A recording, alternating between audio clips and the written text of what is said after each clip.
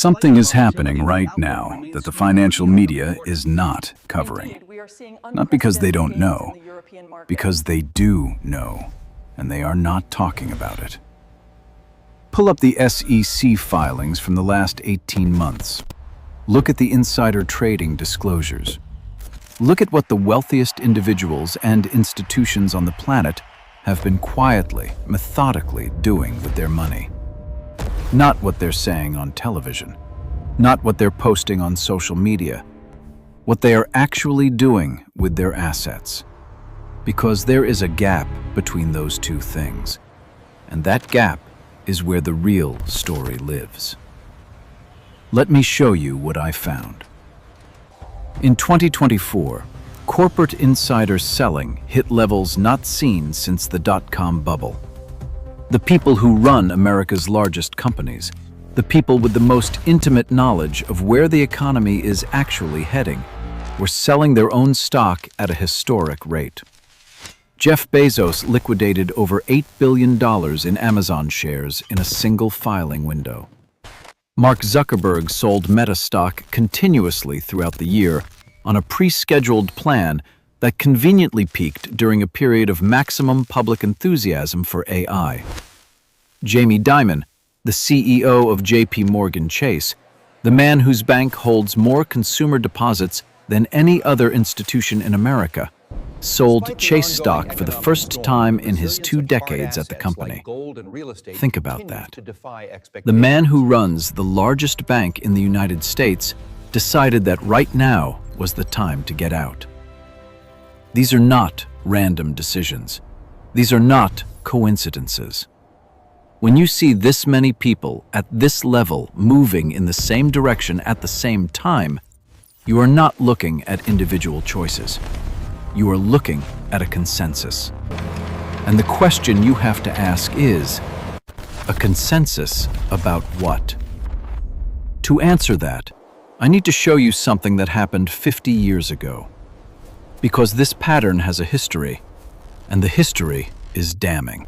In the early 1970s, as the U.S. was quietly detaching the dollar from gold, a small group of economists, bankers, and government officials knew what was coming. They knew the inflation that would follow. They knew the purchasing power destruction that ordinary Americans would experience. They did not warn the public. They positioned themselves. They moved into hard assets, real estate, commodities, gold. By the time the inflationary crisis of the late 1970s hit the middle class like a freight train, those individuals had already built a wall between themselves and the damage. What you witnessed then was not a crisis that caught everyone off guard. It was a crisis that caught the public off guard. There is a difference, a significant one.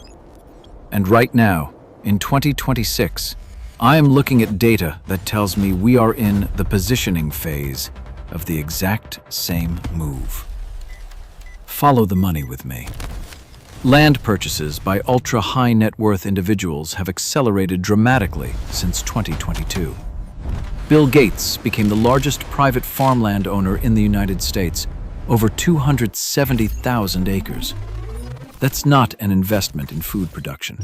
That's an investment in land as a store of value when paper assets lose credibility. The ultra-wealthy are not buying farmland because they've developed a passion for agriculture. They're buying it because land is a hard asset.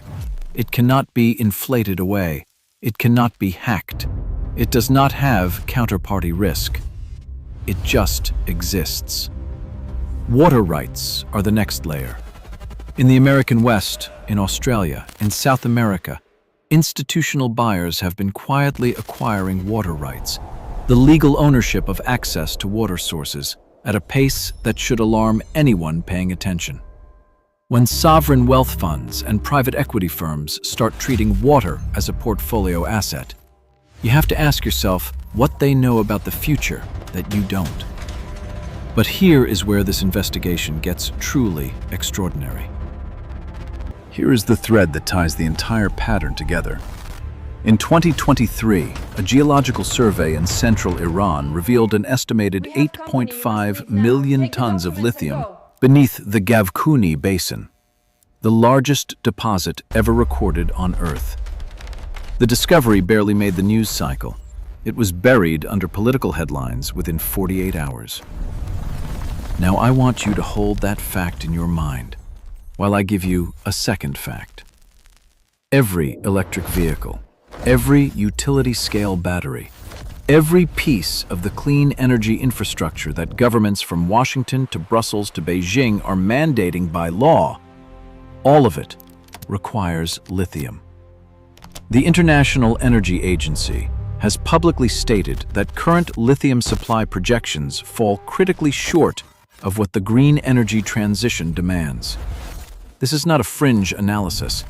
This is the IEA's own published data.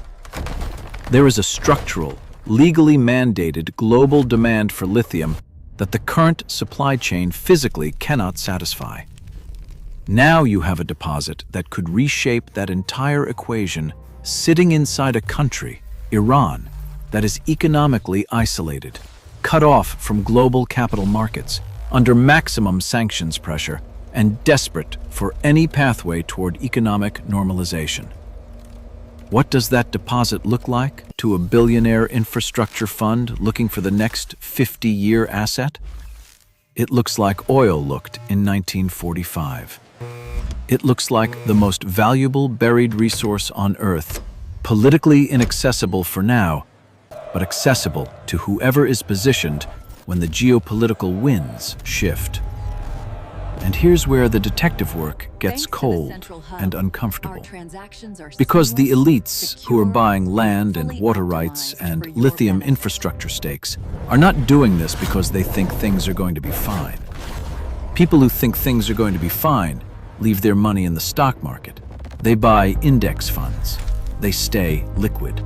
People who buy land, water, and lithium infrastructure are people who believe that the financial system as currently constructed is heading toward a rupture, and that on the other side of that rupture, hard assets will be the only things that hold their value. Now, let me show you the debt side of this equation, because this is where the mechanism becomes visible. The United States is carrying over $36 trillion in national debt as of 2026. Debt servicing costs, just paying the interest, are now the second largest line item in the federal budget, surpassing defense spending. The Congressional Budget Office's own projections show that, on the current trajectory, interest payments alone will consume an unsustainable portion of all federal revenue within this decade. There is no mathematical path out of this that doesn't involve one of three options: default, inflation, or structural monetary reform. The U.S. has never formally defaulted. Inflation has already been used and has created enormous political backlash. That leaves option 3, structural monetary reform, a deliberate, managed transition to a new monetary architecture. And what does that new architecture look like? Here is where the pieces snap into place. Central bank digital currencies are not in the experimental phase anymore. As of 2025, the Bank for International Settlements confirmed that 94% of the world's central banks are in active development or pilot stages for digital currencies. The infrastructure is built. The protocols exist. The regulatory frameworks are being drafted in real time. What CBDCs enable that the current system does not is programmability. The ability to set rules inside money itself. Expiration dates, spending category restrictions, automatic taxation at the point of transaction, and, critically, the ability to exclude individuals from the financial system at the flick of a policy switch, without a court order, without due process, without notice. The people building this system are not hiding it. They are publishing white papers about it. The Bank of England describes it openly. The European Central Bank has published detailed technical specifications. This is not a secret. It is simply not being explained to the public in plain language. So ask yourself what this full picture looks like assembled together. Billionaires liquidating stocks and moving into land, water, and critical mineral infrastructure. A structurally unsustainable U.S. debt position with no clean exit. A documented lithium supply crisis colliding with a mandated green energy transition. A freshly discovered, geopolitically trapped mega deposit that someone will eventually control. And a fully developed digital currency system sitting ready for deployment, waiting only for a sufficiently severe crisis to justify mass adoption. This is not a collection of unrelated events happening simultaneously by coincidence. This is a sequence. The wealth transfer is the first act. It happens quietly, in public filings that nobody reads, in private real estate transactions, in infrastructure fund disclosures buried in financial regulatory submissions. By the time the broader public becomes aware that the old system is genuinely breaking, not bending, not wobbling, but breaking, the hard assets will already be owned. By the time the digital currency infrastructure is rolled out as the emergency solution to financial chaos, the people who engineered the chaos will be holding the resources that back the new system's legitimacy. They are not waiting for the crisis to position themselves. They are already positioned. The crisis is what they're waiting for you to notice. Every era of financial restructuring in modern history has had the same hidden choreography. A stress event breaks public confidence in the existing system. A solution, already designed, is introduced in the chaos. The terms of the new arrangement are written by those who are already holding the assets that the new arrangement is built on. 1944, Bretton Woods. The dollar becomes the world reserve currency. American institutions go from participants in global finance to architects of it. 1973, the oil shock. The petrodollar is born. Oil-linked dollar dependency locks the entire world into American monetary dominance for 50 years.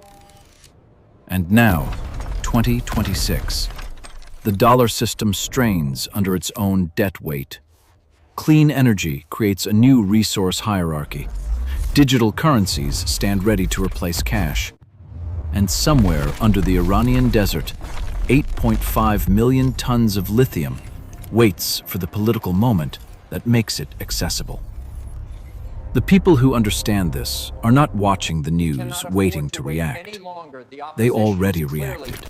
3 years ago, 5 years ago, while you were watching the political theater that was designed specifically to keep your attention occupied. The question you have to sit with right now is a simple one. Now that you can see the sequence, what are you going to do with that information? If you want to keep following this thread, because this investigation is far from over, subscribe. What we cover next will make this look like the introduction.